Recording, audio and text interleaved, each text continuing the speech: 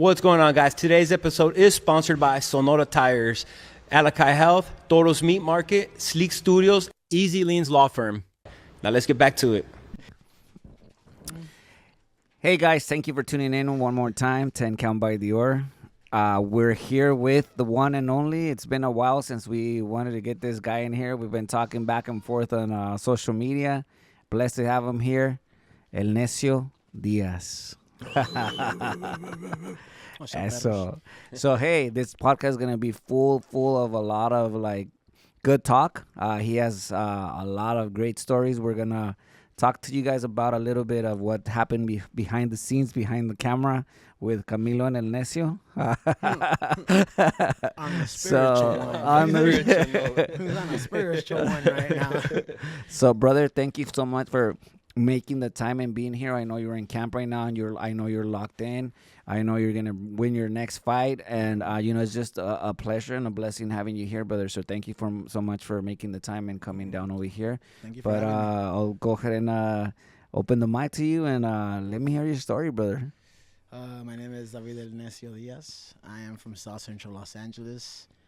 And, Dan, where do I start? Where do you want to know? Wherever you want, brother. Wherever you want. Where do you want to know? I was a little street punk kid, you know? I was into the punk scene growing up in South Central LA. But I was more into, like... In South Central, there was, like, punk crews. And it was borderline gangs, bro, you know? When you grow up kind of not having that support, you kind of find your support. Right. And my support came from the streets. I started off with my punk rock homies. Then it started moving on to kicking it with some gangsters. And then you hit a point where you're like, oh, shit. You're, like, about to really... You make that life-changing decision, you know? And for me, it was losing a kind of like a brother to me. When I was younger, there was this guy, and he pretty much showed me what a gram was. He showed me how to slang, how to measure weed, how to like make money for myself. And I was like, that was the big first point in my life that really like changed me, put me in the path that I wanted to be in. I was already learning how to slang, learning how to deal. And one day I'm kicking it with his crew. And one of them is like, what's up? When are you going to get in the hood? And me being a fucking 16, 17-year-old fool, I'm like, I'm down. I'm ready. I used to help the homie measure all this shit. And we used to slang, help him out. I was homie. His fucking, what do you call it? Is when you're teaching somebody, you know? Yeah. ¿Cómo se dice? Prodigy. Yeah, it's little prodigy and shit. So it's we had, me. there was a room where we used to do all of that shit at. And he's all like, as soon as they said this, like, hey, come on, let's go measure some shit. And I was like, cool. I got to back some shit up again. So we go in, he closes the door, and homie looks at me, and he's all like, hey, look at me. And I'm kind of like, the fuck? And he's like, you're never going to get in the hood. And at that point, I'm feeling like, oh, the homie thinks I'm a bitch. And he's like, you heard? And I was like, why? It's like, you're never going to get in the fucking hood, and if you do, I'm going to fuck you up myself. Dang. And for like a while, I thought, damn, the homie doesn't think I'm down. I don't know what happened, I felt whack. But I was like, all right, I look up to this fool. A few months after that, with the homies, we're driving to a party. And he used to walk down Compton Avenue from some apartments to passing these firefighters. And we passed by. We're going to a party on 75th and Compton Avenue.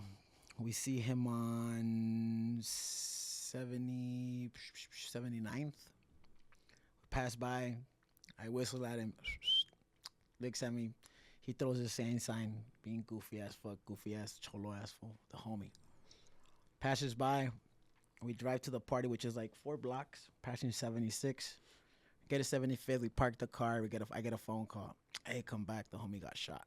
Oh, man. Yeah, so I'm like, we gotta go. The homie we just saw him like 30 seconds ago. Right. I think that's the first time I ever experienced being in shock. Yeah. And it was for months. Like I couldn't process that. We go back to the spot, and I thought, mi homie en el piso. I'm trying to breathe. The worst part of it was that his mom was there. The whole family was there. The sister, the girlfriend, the homies, because they kicked it in those apartments, And And I'm there, and we're with our homies, and we're seeing the homie trying to breathe. And in my head, I'm like, he's okay, he's breathing. You know, he's okay. Ambulance comes. They pack him up. I'll never forget his dog going crazy. They pick him up. They put him in the ambulance. They take off. We go to the block I used to kick it at. We're all chilling in this abandoned house. We used to kick it in front of this abandoned house. We fucked that house up. We're kicking it. We're all kind of, I'm very quiet because, like, very close to me. And we get a phone call, and it's like, he's gone. Jeez. Yeah, and it's kind of like, it hit me kind of like, nah. Like, you know that, You were in shock. like that feeling of, I'm going to see him again on Monday. Like, that shit hit, like, for a few months, man. Jeez. I couldn't process the loss. I was like, nah, like, it's not real. I didn't go to the homie's funeral. Jeez. I still couldn't believe it, and I still regret that to this day. But I just couldn't process that. I just could, like, I was like, nah. Any day I'm gonna see this fool, and like, I tried to just go on last and like, I'm gonna see this fool, and I'm gonna see him. I didn't go to the funeral. I remember they were still passing out a car wash. You know, I did go to that, collected money for that, but I couldn't go to the funeral. I just couldn't. I couldn't believe it. You know, after that happened. I stopped kicking it. I remember some stuff he told me, like, why are you kicking it there all the time? You should be making money. Like, this is quick. And it'll be weird because he's like my cholo homie, you know, telling me, like, to get a good job. I could do more than this. I could own a house. And I was just kind of like, fool, you're giving me shit to sell. What do you think? I'm not going to buy a house with Nick Sacks, you know, but I didn't see the bigger picture he was trying to tell me. Right. You know, this is the type of cholo that would. He was your true friend. It was but I didn't see it like I just saw him as I didn't see it that I was too young to see it as he was really looking out for me. Right. Pero si se me pegaron esas words, you know. And I was already dating someone, so I stopped kicking it a lot. I stopped going out so much. I stopped going to parties. I got a good job. My brother hooked me up with a studio job, and we started making, like, to me, $120 for the day. You know, painting in a studio compared to painting in houses in Rancho Cucamonga. It was like a studio job. You're painting for sitcoms, TV shows. And I'm like, oh, there's crafty. You're like, snacks? Like, for free? I'm like, bro, they're free. Like, Yeah, pocketing and stuff. Yeah, well, look, all the dulces were in my pocket. Just typical Mexican shit, you know? Like, shit para la casa para rato, you know? So to me, I was like, oh, damn. And then later they gave me a $25 raise. Wow. And then I'm like, oh, shit. And they give me another 25, I make $175 a day. I'm like, that's bank. You know, when you work with your parents, when you used to work for your dad, nunca te pagaban. No, pues no. Y Del luego si techo le te cobrabas. olvídate. Pinche malagradecido. Yeah. It's like, dude, but I worked 5 days, dog. Like, you were going to pay some other fool fucking $200 a day, and you're only going to give me 75 a day. Yeah, right. And you only give me $50, fool. Like, I'm a teenager. I need to buy shoes. Exactly. You don't buy me shoes. Right. So, you know, thrifties, man. Con esos 50 pesos, los thrift stores. Sew up my punk style, cut up my pants, sew them up myself. Baggy pants, sew them up myself. And that's when I stopped kicking and started doing that. I always wanted to be a fighter, though. I always trained in my mom's backyard. Pero poco a poco se empezaba a ir. You know, growing up with that tough love que hicimos, you know, the first generation. Yeah. It took me so long to forgive that from my parents. I love them. But it took me years to realize, and a lot of us should do this. A lot of us hold that resentment with our parents. Like, Right. But we don't really know that was the best they knew. Yeah. Because they had it worse than us. Oh, yeah. They had it fucking worse. It took me years, till recently, to me to forgive that and to be like, you did the best you could with what you knew. We have to break that generational trauma. Because me nephews and nieces, they never got hit, spanked with no cables, no chanclas, no palos, no mop, no cucharas de tenedor, no fucking throne. They didn't get hit, and they're all successful. They're all doing great. You know, we took those beatings, but that's the best they knew. Yeah. So, growing up with, like, I want to be a fighter. You're too fat. You're too short. Te van a partir la madre. That shit breaks you. Poquito a poquito, it breaks you. But it also builds this, like, toughness, you know? Like, when you break a bone, it grows back, it gets stronger. You break it, it gets stronger. In your mind, you're listening to all this, but in reality, you're thinking, yeah, man, shut up. I'm going to fucking prove show you guys. I'm going to fucking show you guys. Yeah. Prove. So that was a little bit of a motivation, pero me perdí, you know? I had a really tough, bad relationship. my first one. You know, I was like 20, 21. Bad breakup. I was doing drugs, secretly doing drugs. Lost the job. And then I'm like, cago. So I decide I'm going to move out of my mom's house. Too many memories in that room. Little I love you was on the wall. And I was like, I can't be around this shit. I got to move out. And my landlord, badass, shout out Willie. He's like, I have this apartment right here across the street from your house. Te lo doy a $800. Oh, shit. 2-bedroom apartment. And I'm like, you know what? I'm going to move out. So I move out and I get another job at another studio by myself, not with my brothers this time. I'm doing by myself. I start getting good money. I'm living by myself. And I'm like, well, now I'm doing good. I'm not sad. Maybe now I could do coke and it'll be different. Nah, it's never like, it's just another Band-Aid. You know, I was still heartbroken from that girl. I was still trying to cover it. It went from, I started playing music, you know, started touring with punk bands and doing like, started doing good. It was a little baby rock star life for a second.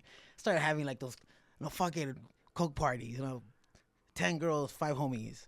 Y luego it became 5 girls, 2 homies. And then it just became 2 homies. And then it just became me doing coke all night. And you don't realize that. And then I'm just like, I was doing a bunch of it every night. Right. I was like, a week I was doing like 7 grams for like 2-3 years. Yeah. Jeez. Nobody knew. Nobody knew I was doing. Nobody knew I was depressed. Nobody knew I was going through suicidal depression still. There was some things that voy a dejar ahí, pero había unos traumas que tenía, you know. One night, I hit up my dealer and I'm dry. And he's like, but I got these mushrooms. And I'm like, well, I have a little bit of coke left. And I'm like, how much is your ounce? And he's like, oh, this much. I'm like, fuck, dame la onza. Had a bottle of moonshine, a bottle of whiskey. No, moonshine. Yeah, a bottle of moonshine, a bottle of whiskey. About half a gram of coke, 28 grams of mushrooms. So I started out with the coke and the whiskey. And then I'm like, well, fuck, let me eat these mushrooms.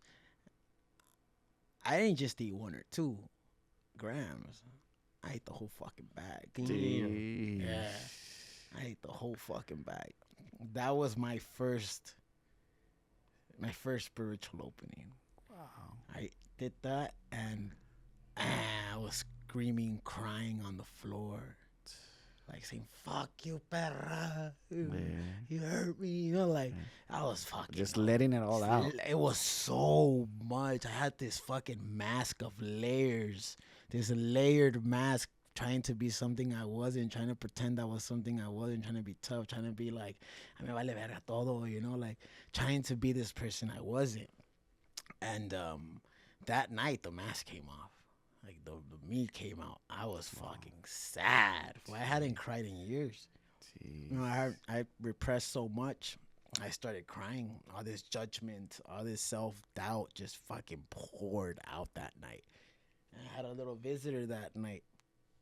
He visited me and it was like, some niño. And he was like, it's not your fault. I said, it wasn't your fault. Like, forgive you. And it was me forgiving me. Wow. You know, it was me. And I just remember that violent cry. You know, like, and then you're 28 grams of fucking butter. Like, you're melting your face off with tears. Right. The next day I wake up and I just, así me encontré otro half gram of coke right there and I just threw it away. I was like, I don't want this no more. Cold turkey, man. Just left the coke. I just didn't want to do it no more. I was sad though.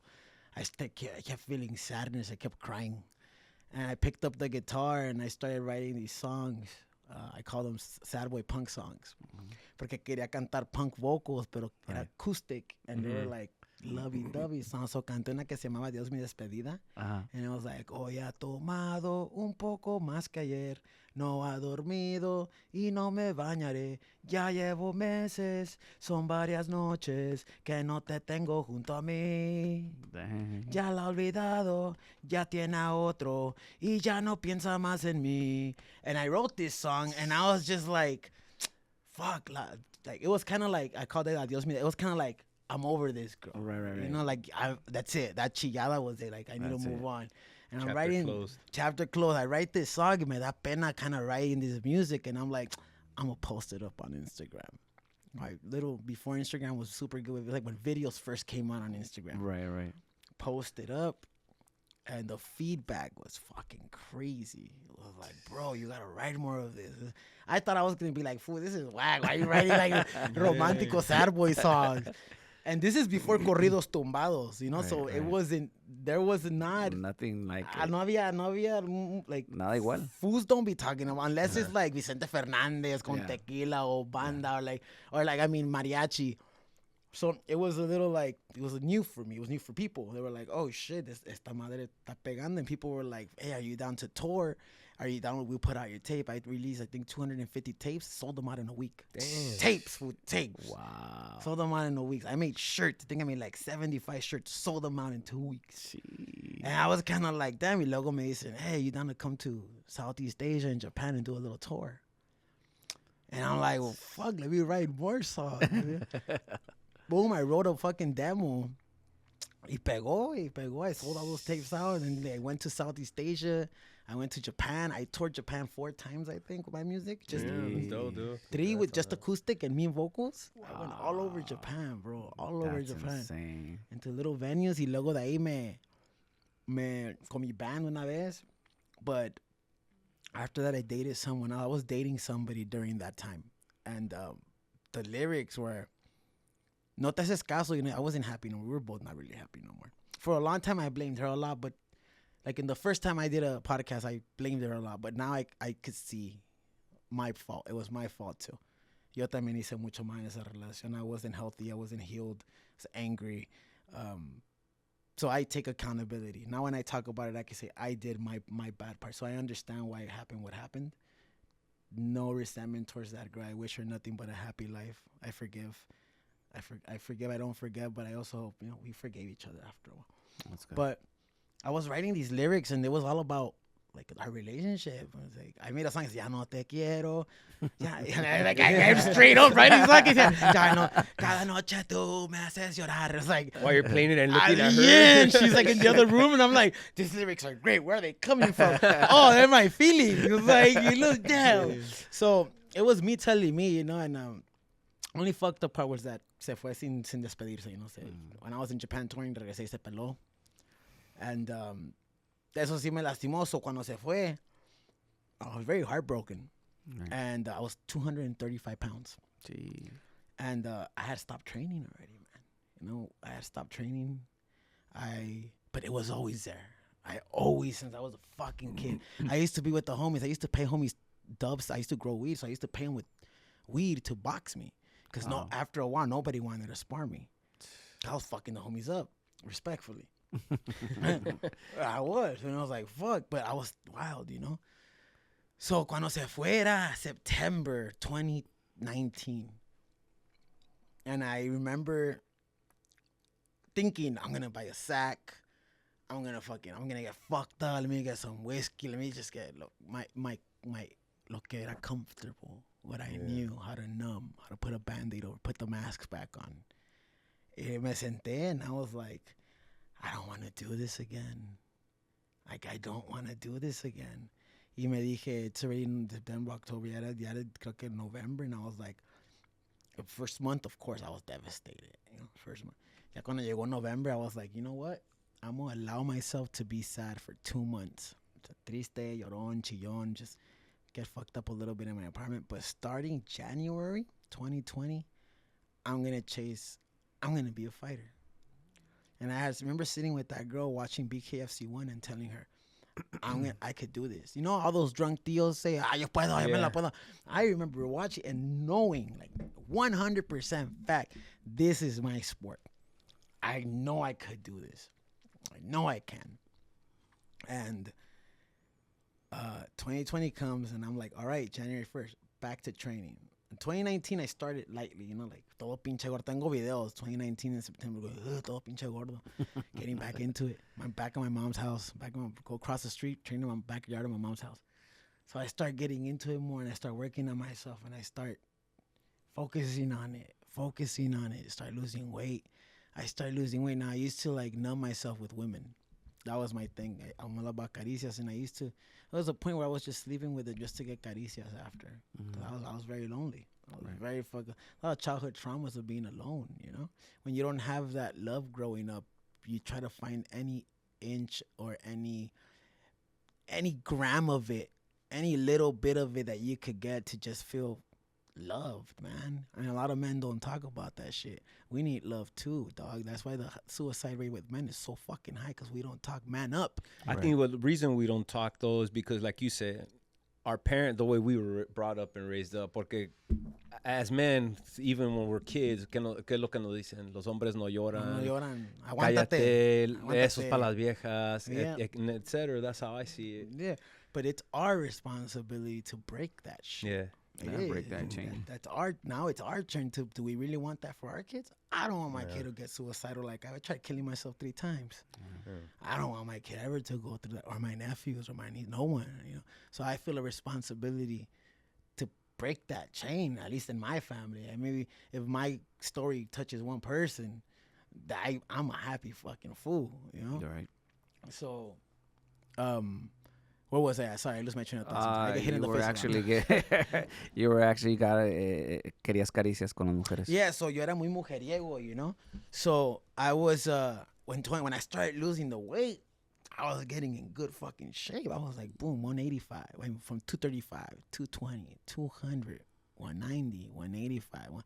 Ya cuando llegué a 165, I started getting slid in the DMs. Hey, we should kick it, hey. And I was like, fuck, I don't want to do that. And one day I get hit up by this girl. At 155, I get hit up by this girl. Hey, I do adult content. I can't find it. You can look. You can try. Everybody's trying to look. Hey, I can't find it. Luckily, y'all can find it. And if you do, enjoy, perros. No shit. Nah. So, una morra me marca y me dice, hey, I do adult content. You know, you're thinking it's a scam, you know? Right. Yeah, it's a really good-looking girl. Shit, you know, she's fucking hot. She's Cherokee. Hey, I live in Vegas. I do content. I've been following you for a while. I was wondering if you want to work with me. You know what? If you're down, Kyle, I'll be there. I'll drive down right now. And I'm like, this is going to be some vato, dude. Yeah, you're ready to throw some like, punches. Nah, I'm like, this is going to be a fool. But she video called me, and I'm like, God, nah. Todavía like, nah. No te la crees. Hasta que llegó. I was like, oh, shit. And it's like, yeah. And we start filming content. And then just like, I was like, I don't know. I was like, I was like, I don't know. She's like, I'll give you $500 a day. I was like, Kyle. I'm broke ass fuck. It was right before the pandemic payments. Oh, shit. It was right when pandemic started. Like she left the day of the nobody could be out after certain hours. Oh, yeah. It was right when it started. So when the thing, like the 5th day, she started getting toxica. Mm-hmm. And I was like, okay, this was fun, but you gotta go. Right. And she left. She was acting like she was my girlfriend or something. I was like, hey, chill. Like, we're just doing content here. Adios. Right. So se fue. As soon as she leaves, I get a phone call. As soon as she dresses up. Hello? Oh, hey, I'm this girl's homegirl. She told me you were really fucking cool to work with. I was wondering if you're down to work with me. I live in Oakland. I could drive down right now. And I'm like, nah, it was just a one-time thing, you know? And she's like, I'll give you $1,000 a day. I'm like, Kyle. I'm like, Kyle. You're like, I'm different. I'm like, Kyle, me compraban mandado. I felt, like I said, that love, you know? Somebody, even though I wasn't. I'm not used to somebody buying me stuff, buying me mandados, filling up my fridge was empty. I was still depressed training, but I was still training. Right. Me estaba llegando I'll fill up your fridge with fucking lleno de comida, and fucking, I was like, oh shit. I think it was after like the 5th or 6th girl that I was like lying to myself, like, oh, I'm not hooking up with randoms no more. It's a job now. I'm doing it. And then I was like, nah, fool. I'm starting to feel that emptiness again. Right. There's no feeling in this. This is just transactional. It's just not even caricias anymore. It's just pop, film, finish filming, editing, and let's go to sleep. It wasn't even caricias no more. I was feeling sucio. I was feeling it, and I was like, I gotta stop. So I was like, I gotta focus on what I really want. I want to chase this dream. And boom, I stopped. I started fucking focusing on the training. I get down to 135. They have a tryout. They announced tryouts for Arizona. I had about $50 left. I had like $150 left, right? Mm-hmm. The flight to Arizona and back was like $75. And I was like, I gotta go. I was like, I got 150. Damn, I get that. 75, $80. That's enough. I fucking go for it. I apply for it. I was tagging BKFC for a whole year. I'll tag the CEO. I'll tag everybody. Hey, I'm fighting. I'm ready to fight. I was on my training videos. They saw me shrink. Boom, I go to the tryouts. My brother goes with me. We show up. The flight was leaving right after the tryout. So I had to get an Uber to the tryout, do the tryout, and get back to the airport and leave, or else I'm fucked. So we get there. This is when it gets fun. Yeah. I mean, everything was fun. That other part was fun for a little while, too. It was fun for me. And now, a quick break to give a shout out to our amazing sponsors who keep this show going. Powered by nature, driven by grit. Alakai Health, all natural supplements.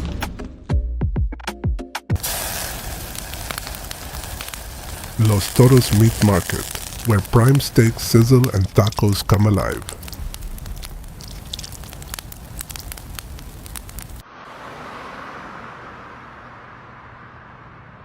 Drive with confidence at Sonora Tires, your Inland Empire family-owned expert since 1984.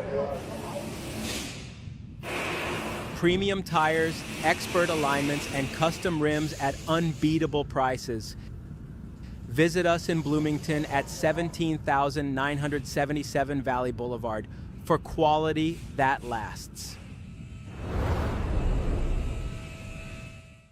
Thank you to our amazing sponsors. Now back to the show. Got sad. Anyway, so I fly out. I get to the fucking tryout and just like, fuck. I never had a six pack. I always been like I was 200. I'm just skinny now, you know. Hasta ahorita tengo pancita, you know. I just have been 18 months off. Right. But anyways, I get there. I'm a flaco and I see all these fucking fools, fucking muscles, fucking moving. I'm just like, I have my own style. My own style. I dance and I box. Fucking todo pinche bailarina. It's my cardio. That's what I do for cardio. I don't run. Right. So I get to the tryouts and there's like 40 fools. I'm like, vaya vale verga. These are all buff. They all know what. I was like, damn. I see one fool hit the back. I'm like, fuck, I don't hit it like that. Fuck, I'm gonna do me. Like, como 3 camera guys right there, big camera guys. All right, first round shadow boxing, second round bag work, third round mitts. That's it, an interview. Boom. And based on the shadow boxing, and I'm in the corner, pick my little corner, and I'm fucking doing my thing. Patitas tuntun, fucking happy feet moving around. Fucking tuntun, el pasito tuntun, pasito tuntun. I'm fucking moving around. I'm facing the wall. And when I fucking do my spin, I turn around, and all 3 fucking cameras are surrounding me. And I'm like, oh, shit. I'm like, what the fuck? And they're all just recording me, and I see everybody staring at me. Right. And I'm kind of like, síguele, güey, síguele. Échale la crema a los tacos. Same thing, comes bag work. I start hitting the bag, ha, ha, pa. And they start recording me again. Comes mid work, we finish. All right, everybody pack up. Start packing up, and I'm just like thinking, damn, these fools, están mejor que yo, güey. Pack up, dog, get my shit ready, and one of the scouters comes up to me. Hey, you come here. Who are you?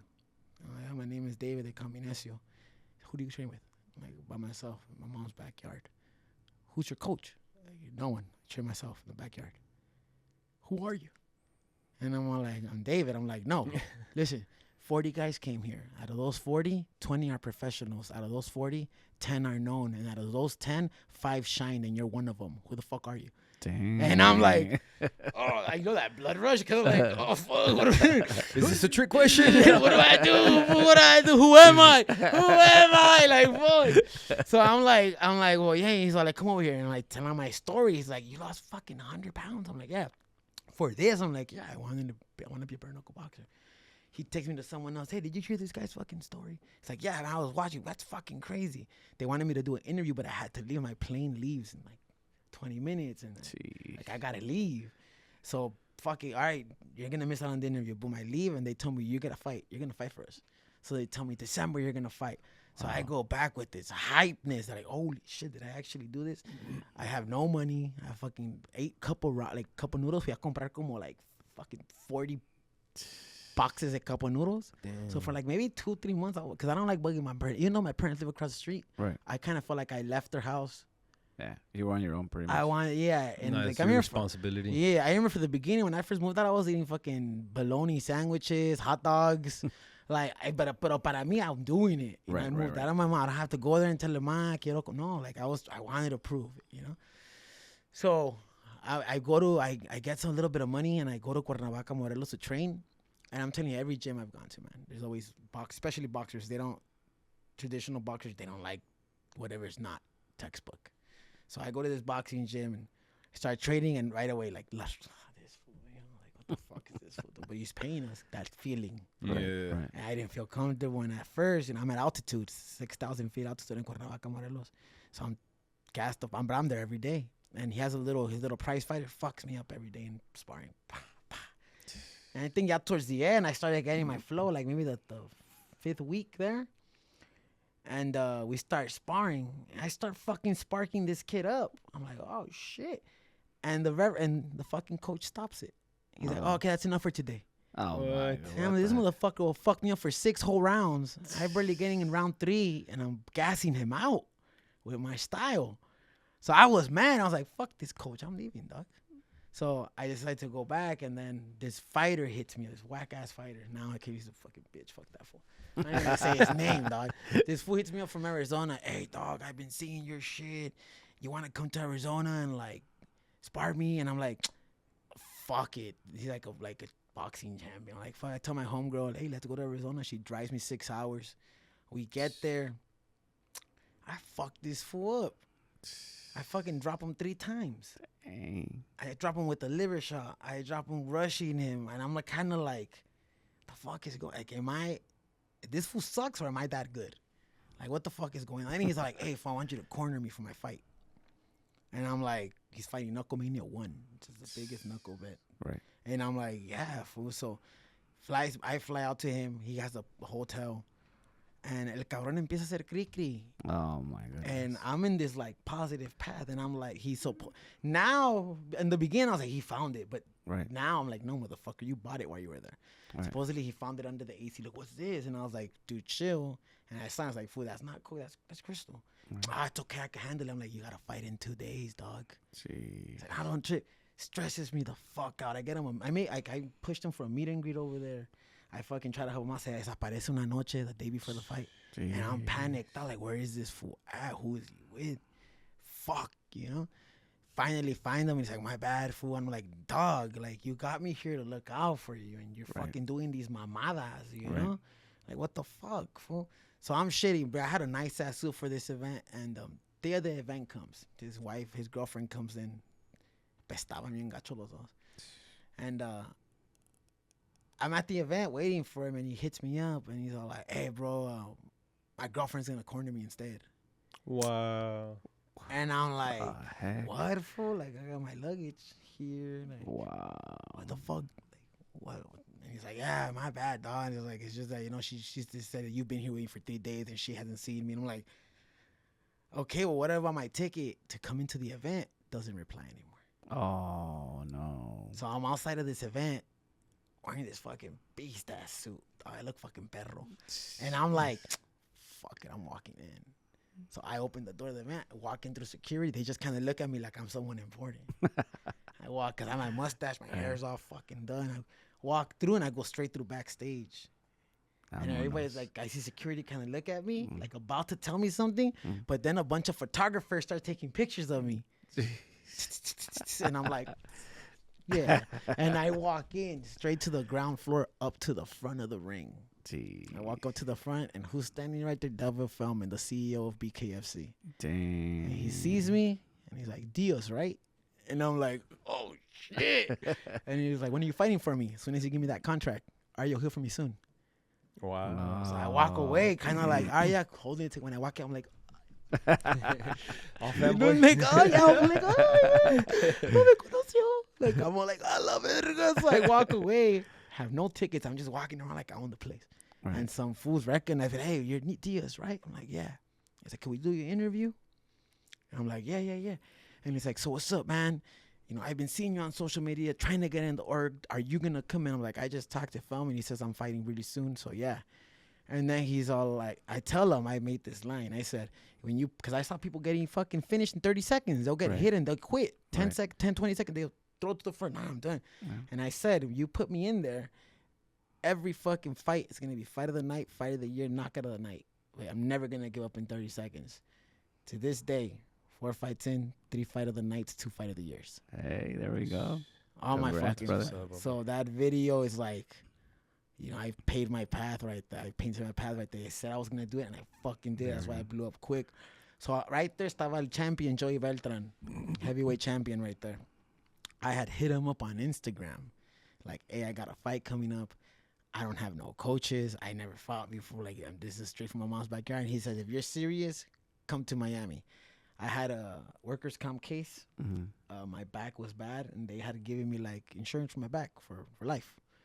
And they, justo antes de eso, they hit me up. Right when I had said that, they hit me up like, we'll close your case for this much money.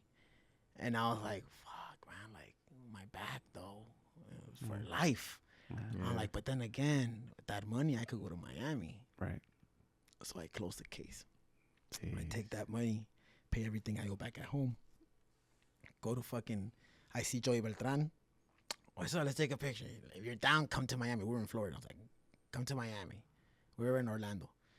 And I was like, fuck it. So that next day, I get my shit from that whack-ass fool's shit. Fucking Sedan, he gives up in his fight. Get my shit, leave. Bueno, y antes de continuar, perdió, ganó el güey. Perdió el güey, se dio. Le pegaron 2 veces. Ni le pegaron ni se tiró al piso. Oh, my goodness. And I was like, fuck this. And then he tried to start a little beef talking about he got me in beef. He's like, motherfucker, you ditched me at beef. Motherfucker, fuck you, dude. Like, I try to help you. Yeah. Bueno, de algo malo salgo algo bueno. Yeah. So thank you. Thank you.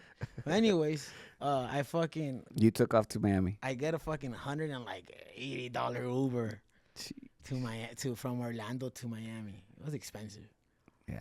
I fucking get there. It was probably more, to be honest. Probably $300. It was a lot.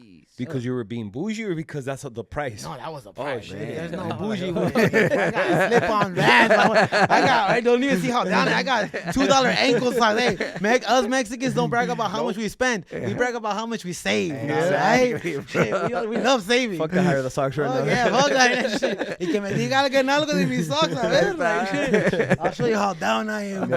No, so we get there, and Airbnb. I get an Airbnb, and I show up to the gym, and Joey's kind of like, he showed up. He's like, then give me $500 for like 5 classes. I was like, fuck it. It's my door and my foot in. I got a fight coming up. I start training with him. I do the hour with him, and then I stay in the gym 2 more hours. Then I go to my Airbnb, take a shower, eat, take a nap, back to the gym in the tarde. He's already there. I'm training by myself. Do another 2 hours, go back home, eat, fucking go back at night to train. And he'll look at me like, what the fuck? Go back home, go to a fucking bar, because I was still a little deprimido. I was still imposter syndrome up the ass, dog. So I was still going out in Miami, meeting chicks, partying at night. And he'll see my stories. But I'll show up 7 a.m. back in the gym in the morning. I'll party till 3, 4 a.m. Show up 7 a.m. in the morning. And I think the last class we did, we finished it. I'm running out of money. I'm like, oh, fuck, Miami's expensive. I'm running out of money. And I'm like, training. We finished our last class. I stay 2 hours, do the same thing, go back in the afternoon. And he looks at me. He's like, hey, come over here. We're going to work on something. And then I'm all like, hey, Joey, I don't have any more money. I ain't fucking asking you for money. We're going to work. And boom, we start working. And he's like, you're going to train with me tomorrow, be here at 7. You're going to train me in the afternoon, be here. So I start showing up every time training. He starts taking me under his wing. He shouts me out without me asking. He's all like, this motherfucker flew out from Los Angeles to come train me, and he's in here all day. And that same day he was about to shout me out, they sent me a contract. Jeez. I was on my way to meet a chick, and they sent me a contract. You're fighting March on March 19 or some shit like that. And I'm like, I remember getting off of the Uber and taking a knee and being like, oh shit, it's real. And they post up my picture because, and it's an ugly ass picture. Ugly ass picture. And I'm like, oh, fuck, like, hey, go fuck it. I posted up on Instagram, and people are like, because I had like 500 followers. Right. Everybody's like, it could be my mom. I only answer my mom. I'm sorry. Yeah, no worries. No worries. I can't ignore my mom. You know? And you never know when is the last call. Yeah, exactly. So I get to the gym, and I tell Joey I got to fight, and he's like, all right, we're gonna step it up, and I'm gonna corner you. And I'm like, what the fuck? This was gonna corner me and shit. I feel like I got a lot to I've never sparred either. Like I sparred. I used to spar crazy with fools in the hood, but I've never sparred a professional, right? Right. So this story's funny.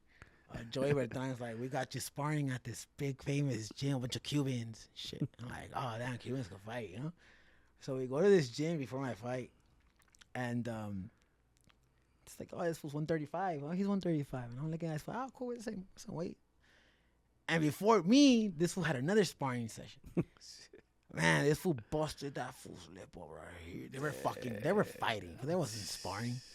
And I'm kind of like, I love it. Like, fuck it, let's go, you know? We go in there, bro. We're moving. First time ever taking a body shot. Like that. Fucking, drop to a knee. I get up. 10 seconds are left. Para the bell and go to the corner. And Joey's like, why the fuck are you not swinging back? I guess I was nervous, you know, kind of like, fuck, ¿cómo le hago? ¿Cómo le? And he's like, if you don't fucking start swinging, I'm stopping this. And I'm like, oh, fuck, I can't let the champ down. So, fuck, 4 more rounds. I start fucking letting it go. Wow, we start fucking swinging. I start catching. I remember his hair fucking moving. Boom, boom. But he's giving it to me. He's fucking me up. He's a boxer, a pure boxer. Right. We didn't know how fucking high level he was. This motherfucker was a 3-time WBC champion in England, coming for his 4th fucking belt the next week. And I'm in there hanging in there with him. We didn't know this shit. So after, even though we did, I didn't give myself that credit, right? We didn't know. I go out of the ring, and as we're walking out of the gym, I'm like, hey, Joey, man, I'm sorry, bro. Like, I fucking let you down. He's like, what the fuck are you talking about? Do you know who that fucking guy was? I'm like, no. He's like, me neither. He's like some 4-time champion in 4 divisions, and he's fighting for a 4th championship next week. And he's like, and guess what? You hung in there with him. You had no fucking business lasting 5 rounds with him. Wow. He's like, you had no fucking business lasting 5 rounds. That's all I need to see you're ready. Damn. And I was like, beating myself up, like, I should have done more. But it was like, that's like, nah, I just fucking fought a champion, and he couldn't fuck me up. He couldn't knock me out. I was in there still swinging to the end. Fucking this guy they're promoting for the first fight, he's like the next Conor McGregor. He looks like him too. And everyone, it was not his favor, and they weren't promoting me at all. They were just promoting him, interview after interview. Right. And then one fool from BKFC, he hits me up in DMs like, hey, bro, I'm here in Florida. I want to record you. Let's see if they approve it. If not, I'll just give you the video and you share it. So he comes over, he hits me up the next day, hey, BKFC approved you. They're going to let you do an interview. So he comes over, he films a little promo. And I remember saying that line. That's what went kind of viral. I was like, I went to this tryout with $100, came back, and I ate cup of noodles for like 2 weeks. That's all I did. It was longer, but I was like, I ate cup of noodles for 2 weeks. And that shit went like, oh, the cup of noodle diet. Like, that's a Chicano poor man diet, the boxers. That shit makes you a champion. So it hit. It's from South Central LA. And I had a fucking zapata on my chest. Fucking South Central. And the fight comes, right? And this fool starts being a princesa. He starts talking about, if they're going to call me Conor McGregor, pay me like Conor McGregor. Oh, calm down. And and the company started hating this fool. So then como que they started liking me. Because I was like, man, fuck this fool, fuck. But I was also throwing shade. Right. Because I was like, you fools are not fucking promoting the Mexican. Dale, you promoting this fucking wannabe right here. And I'm here fight training too. Even Joey was mad. He's like, this motherfucker flew cross country to train with the fucking BKFC champion, and they're giving him no fucking credit. So he was mad. So that video went viral. We were supposed to be prelim because we're 2 nobodies. Right. I hyped up the fight. We started beefing. This fool started talking shit. He talked shit about where I trained. He was like, this fool, he posted a videos of me training with trash bags to lose weight in back of my mom's house. And he's like, you guys think this motherfucker's going to beat me? And I was like, oh, you don't know hunger, my boy. You have a silver spoon fed with you. You have no idea how I will never go back to that. Right. I'm never wearing a trash bag again. I got sauna suits now, bitch. I'm not hefty no more. I got the taste of the good. Like, you're going to have to kill me to make me go back to that. So, like, I was like, watch. So fucking fight comes along. This guy's supposed to knock me out. Knockout artist is 9 knockouts, no losses. I fucking beat the shit out of this fool, dog. Straight cholo style blitz, street fighter. I'm sloppy, but I was fucking him up. Comes the fight, a decision, boom, I win. I collapsed to the floor crying because I remember being there and hearing the entire crowd chanting my name and seeing, like, the night before, you guys know who Julian Lane is? Yes. Let me bang, bro. I'm like in my room and I get a phone call. I come to room 209. I go up there It's Julian Lane. It's like, what's up, bro? And I'm like, oh shit, like, just let me bang, you know? And that was like, I'm like, damn, dude, like it's an honor. I just wanted to say, like, I can't wait to get to your level.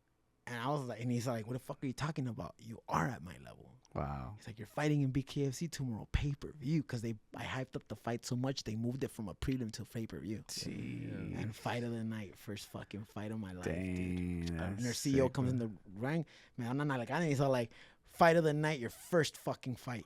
Jeez. And I just kind of like, what the fuck? Don't touch me, fool. Like, take me to dinner first, at least. At least give me that bonus first, fool. Like, what the... But, and then, you know, pasó tiempo, no me dieron una fight. So there was a little shit going on in Miami. The team started breaking up, and I was like, aguitado, and I was like, I don't want to choose sides. Right. So I decided to leave to Mexico. Brandon Moreno's Muay Thai coach took me in. He's like, yeah, you could train with us here.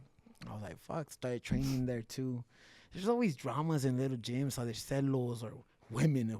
I have a rule. Do not date any chicks from the gym you train. There's somebody's ex.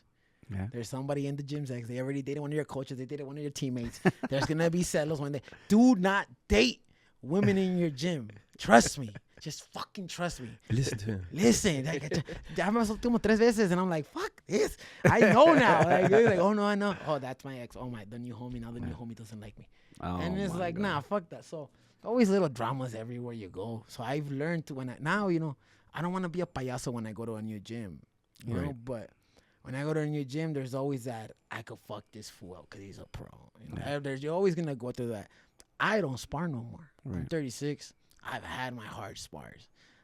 My last fight, I think I sparred once. And it was with fucking Gabe Green, UFC, fucking 185er. Fucked me up. Jeez. But I still was there. I was like, fuck it, let's go. Hanging in there. I only sparred once for that fight, and I got fight of the year again, fight of the night. I'm not scared to get punched. You watch my fights, I'm not scared to get punched. Second fight comes along, I beat the shit out of this fool. Third fight, they gave me a fighter that's 30-plus fights. I only have 2-0. This was 30-plus fights, 100% knockout finishes. We go at it. First punch he lands, detaches my retinal. Anyone else would have given up. I'm like fucking, I swollen, bloody, gushing blood. I'll show you some badass pictures. You could put it, you could show 'em.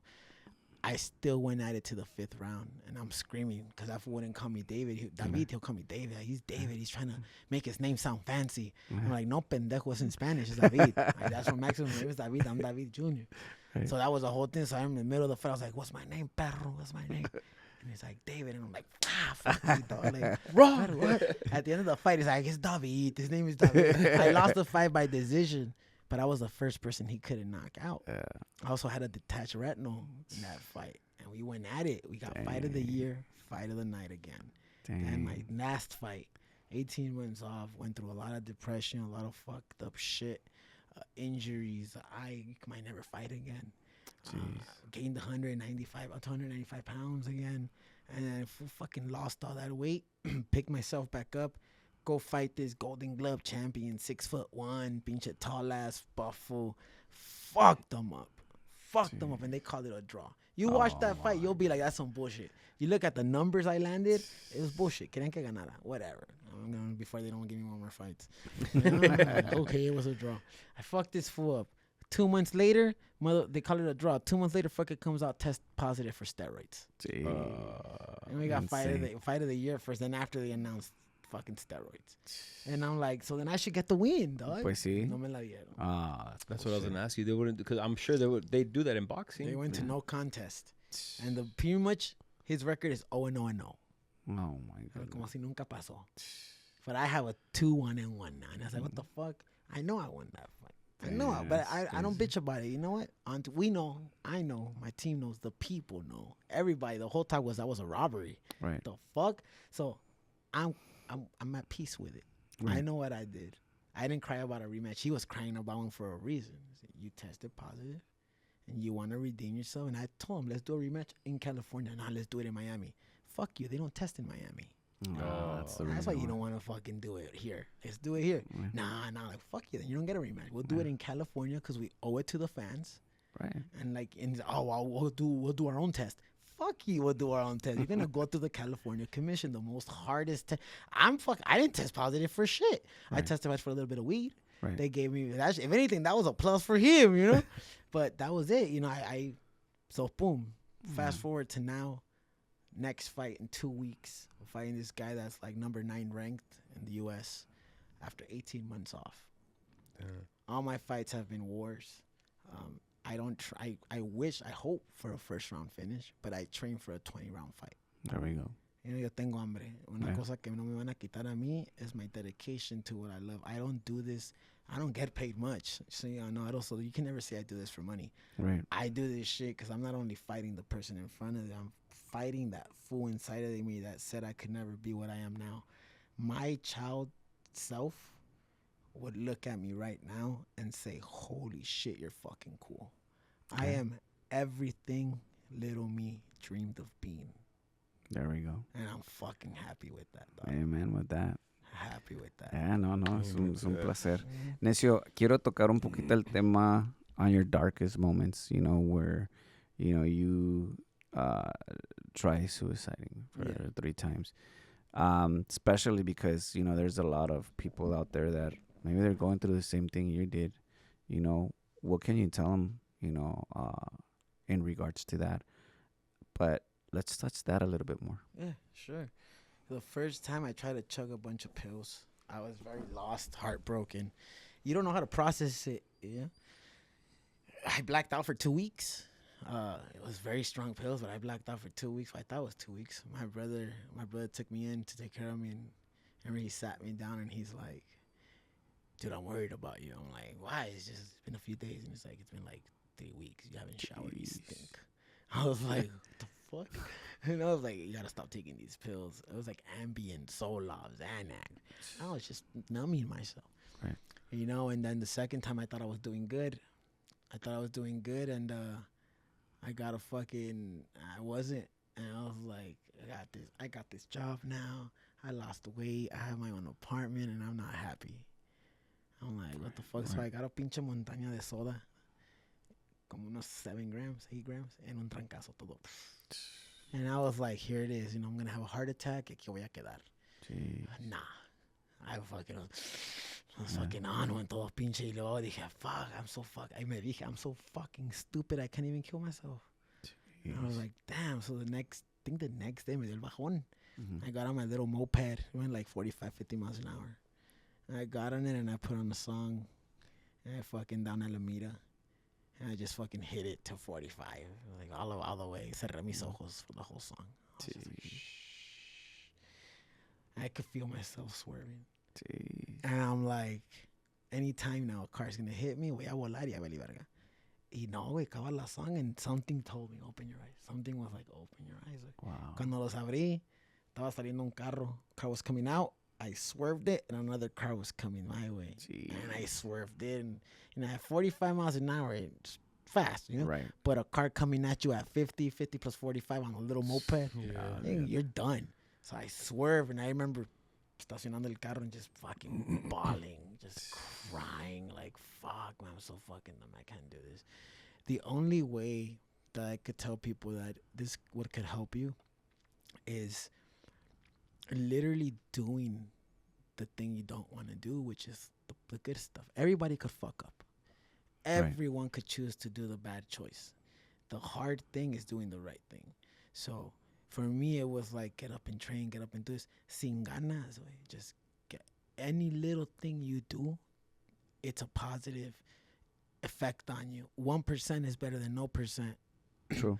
So even little things like waking up to starting off by making your bed, washing your dishes. If you have depression, you know, the room becomes a mess. Ropa en el piso. Any little thing like cleaning, that shit has helped me so much, bro. When my apartment is clean, I know when I'm getting bad because my apartment is dirty. I'm like, it's starting. The dishes are piling up. My bathroom my bathroom has clothes on the floor. I gotta start 2 days a day. Right. I gotta clean. Another thing is me permito un día pisar. Sometimes I'm like, you know what, dude, I'm fucking sad. Crying, bro. Cry therapy, man. You have no idea how when you're feeling shaky, crazy, just cry. And there's no judgment, man. It's okay to cry, Holmes. Right. You know? Cry, fool. That shit has helped me so much when I'm feeling overwhelmed, and I'm just like, I'm like, fuck, ya llora, güey, llora. Right. I just start crying in my apartment and telling myself positive things like, eres un chingón por algo, viviste. Sí. There's a reason you're still here. You just gotta get yourself on the right path. A big part that helped me was I had a curandera. I skipped this part. When I was in Mexico, after I went to Mexico, they had canceled 3 fights on me. Mm-hmm. And my money ran out. All that money from the back injury ran out, and I'm in Mexico. They canceled 3 fights, and I'm kind of like, what am I gonna do? I'm at a barn. This lady walks in, and she's sitting next to me. We start hitting it off. She's like, oh, dame tu Instagram. I say, oh, ya go, temazcales. Cool. Takes it down. I leave, and I remember being depressed over there still. And the one night, I want to go buy a baggie. I hadn't done coke in a while. I bought a baggie, and estoy en el bar, and I had the bag, just me trajeron. And the owner of the bar, Boro, he's a cool homie of mine. He looks at me and he's like, hey, te voy a decir algo, pero no lo tomes mal. He's like, what? I was in Sayulita, Nayarit. It's like it could be spiritual. Now it's not as like before, right. But it could be spiritual or it could be a party town. And I was already leaving I wasn't even in the spiritual yet. I was just trading and going to party. So me dice, te voy a decir algo, pero de buena onda, like, you gotta leave. You gotta go back home. And I'm like, why? It's like, te vas a perder, güey. Like, you're not right. Mm-hmm. And this town will eat you up. Wow. And I was like, fuck. So I went to the bathroom. I took out a key. And I thought about it. And then I was like, fuck, I'm going home. I dumped the bag, go home, start crying. I start packing. I get a flight. And my flight was already, I was going to change my flight for the camp. Pero ya me cancelamos pelea. So I fucking pack up my shit. Y 2 days, I think it was a Friday, me llega una llamada. Out of nowhere on Instagram. It's the lady. Mm-hmm. Hola, David, ¿cómo estás? And I'm like, oh, I'm okay. And she's like, how are you for reals? Mm-hmm. I just start breaking down to this random lady. Jeez. Like, oh, this, that, crying. And she's like, I knew there was a reason I called you. She's like, look, I work with medicines. And I think I met you for a reason, and I want to help you. I have a curandero coming from DF. He just came from Brazil. He's bringing medicines, El Sapo. Mm-hmm. And I'm like, oh, I don't know what that is. You know, it's like like pure DMT. Right. And I'm like, I'm fucking lost, man. I'm not saying this is the answer for everyone. Right. But when you're that low and God put that path in front of me, I didn't go out looking for it. Right. It was presented to me. It was my path I had to walk. And she tells me, I want you to be a part of it. And I'm like, you know what? I got my ticket. I'm leaving on Monday. And she's like, stay. You can stay in my house. And I'm like, what the fuck? So I call my brothers and they say, stay. Do it. So I stay. They give me this. They burn your arm. First, they gave me the arm. Te queman 5 veces la piel blanquita, the little white skin. And they put toad poison. And you start throwing up violently. Wow. Exorcist shit. Hey, y luego after, it's time for the bufo. The bufo. Mm-hmm. The bufo is they squeeze a frog, sacan liquid, you smoke that, and you have a psychedelic trip. But it's out of this world. This is the hardest therapy you'll ever take. Me sientan, me dan el hit. Fuck, fool. Si te digo, güey. In my vision, I'm falling off these like walls, colorful walls. I'm bouncing off of them. And in the midst of that, I'm like looking at a bunch of shit in my childhood, arguments and things that make me angry. But then I started in the beginning, it was orgasmic. I was like, it was orgasmic. But I don't know how to, other than that, it was like a moan going all the way down. But then it started hitting those memories. And then in those memories, I had a silhouette of a woman hugging me as I'm falling, and I held on tight to it because I was scared. I'm holding on to her, and it was that feeling I told you earlier about wanting to be loved. Right. It was that feeling. But then I felt that nastiness, and it was like times 20. I was like, get the fuck off. So me la estaba tratando de quitar, güey. Keep in mind, I didn't see myself as a fighter anymore before that trip. I was losing that fighting spirit. In my vision, when I finally ripped her off of me, it was a silhouette of a woman. When I ripped her off of me, I landed on a river. And I landed and I looked at myself, and I had Nahual gear. I had like a Aztec warrior con sus cadenas, con sus feathers. I had a skirt on. I was looking at myself and I started letting out a violent cry. My curandera was singing to me in front of me, and the other curandero was holding me. And when I saw him, that fool was like 50 something. He looked like 20. Wow. In my vision, I was like, what the fuck? And I hugged him and I started crying. He's like, déjalo ir, déjalo ir. And I just start pouring out, dude. Pouring. I was until you're crying, man. We hold so much trauma in us. We just don't talk about it because we're men, you know, somos machos, you know. Yes, we gotta put that shit away. I start crying. I come back to my senses, and I'm kind of like, holy shit, you know, I'm a fighter. I have to continue this. I went home with no money, no coaches. I met a girl at the park. I was training myself. This girl started shadowboxing next to me, and I was like, the fuck? Do you want to train with me? And she's like, yeah. And we just started training. For 3 months, I got fucking ripped. Planet Fitness, training with her at the park. I get my second fight out of nowhere. I beat the shit out of the guy. One of my best performances. That shit helped me so much. Like I said, I'm not saying it's the path for everyone, but at least me, when I was that low, it helped. One of the things that has helped me with depression is, like I said, doing the things we have to do. Con ganas o sin ganas. You're going to feel way better if you get up and do that one chore you have a day. Cleaning is, man, I can't tell you how much cleaning has helped me. Because when we live in a pile of fucking dirt and pile of fucking garbage, and your room, a lot of depressed people, their rooms are trash. Right. And when that is like that, your mental is trash.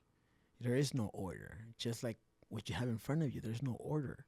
So waking up and saying, today I'm going to do this, fucking motivation is going to fade, bro. You're not going to want to do shit every day. But that discipline, nobody wants to do it. I don't want to wake up sometimes. I want to get up. But as soon as I start flowing, and the pasito tuntun starts kicking in, and the merengue starts ringing, then I'm fucking smiling, I'm fucking moving, and then I feel, guess what? I feel better than if I wouldn't have done it. Right. Because then I feel like shit. I'm just eating junk food, smoking weed, laying down, doing nothing. What am I doing with my life? Right. And I think we all have that. We all have imposter syndrome too. Like, I don't belong here. The thing is that we're here for a reason. We do belong here. This is our path. And sometimes we got to go through a bunch of hurt to know what we don't want in life.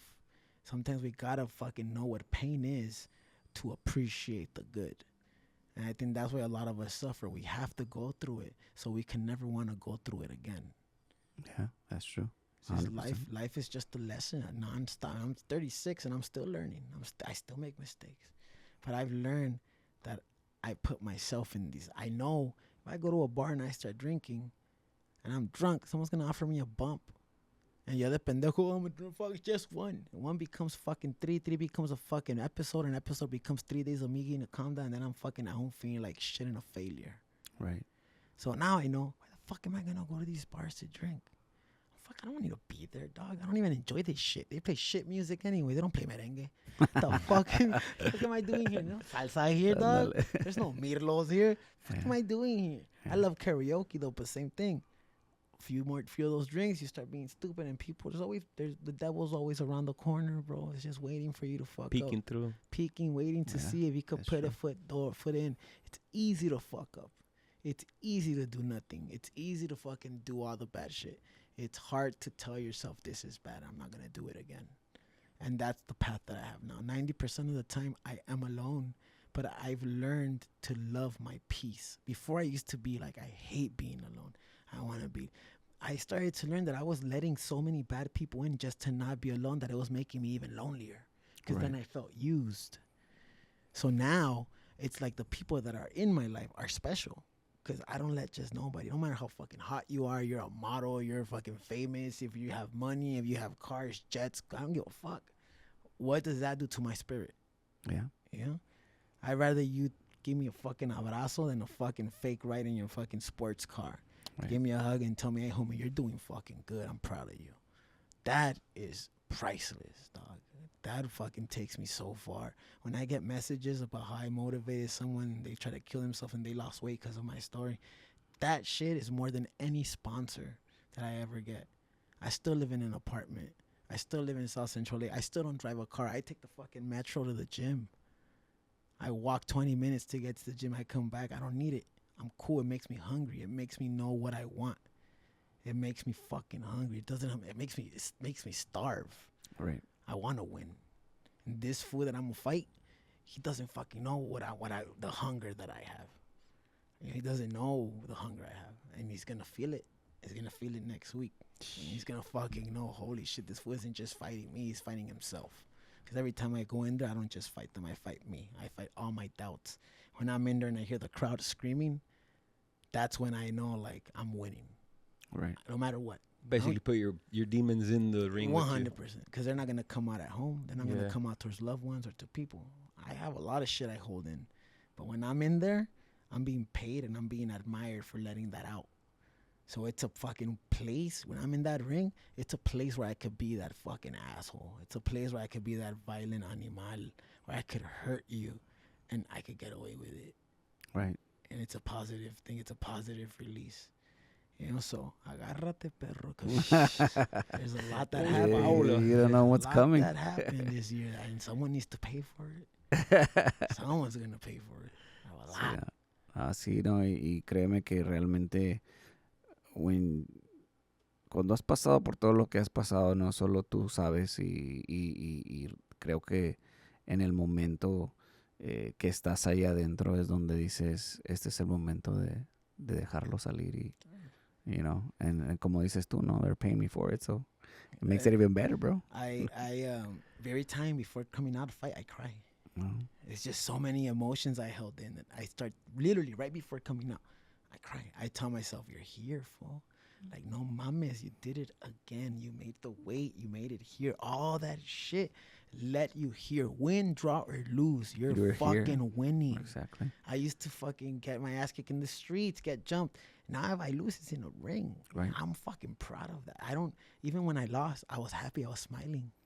I walked out, people were hugging me, giving me like, "Whoa, we're proud." I was like, damn. Yeah, because it's. I mean, just look at where you're coming from, and just to be there, you're already a winner. Yeah, Whether you win, you lose, you tie, you don't lose, Even you're when still I you. lose, I win. Yeah, exactly. Even when I lose, I win. I have no Exactly. loss in me. This is all a fucking privilege. It's a gift. It's an experience. It's an También. experience. Yes, I'm yes. so blessed, dog. I'm like going in that ring to even lose in front of people and giving it my all and smiling when I get dropped. And I'm like, that shit hurt. Let's go again. There's no quit in me. That's actually, you know, como te digo, mi admiración para ti. Creo que eres una persona que ha pasado por mucho y ha sabido superarte. Y creo que todo pasa por algo y el tiempo de Dios es perfecto. Y creo que when God's gonna give you something big, He puts you through so much. Oh, yeah. Because He's only making you stronger and more than anything, you know, te está preparando. He's preparing you for what's coming, brother. And there's tests, man. Listen, there's tests. When you're on the right path, Yeah. te van a llegar las succubes, te van a llegar las invitaciones a los kickbacks, te van a llegar las mujeres. Before this, weird shit happened. When this fight was coming up, I was feeling a little lonely, a little sad. I got messages from like tres tóxicas I used to talk to. Hey, we haven't kicked it. How you been? Why now? Exactly. Like, I'm doing good right now. Yeah. About to fight. Like, nah, you're getting sent to me Right. to fuck my vibe up. You're getting sent to me to fuck me up before this fight. Right. Fuck you.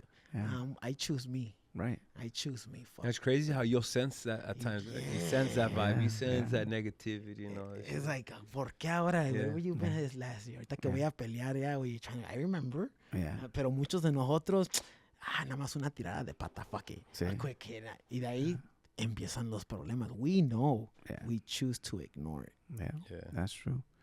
Well, thank you, brother, for your time. It's been amazing hearing your story, and I Muchas think a gracias lot for of having me. un I'm in placer, awe with un your placer. story, brother. Yeah, and I feel like a lot of people are definitely gonna go ahead and, you know, listen to this story, and, you know, they're gonna go ahead and, more than anything, you know, there's gonna be people that are gonna identify with you, you know, through all your journey, and we all have a story, and I really thank you for telling us your story, and we have to definitely do you know, episode 2 with you, because I think there's still a lot of things that we gotta cover. But before you leave, of course, we're gonna go ahead and take your impression for your awesome custom mouthpiece. Let's And do it. go all out, brother, because it's gonna be.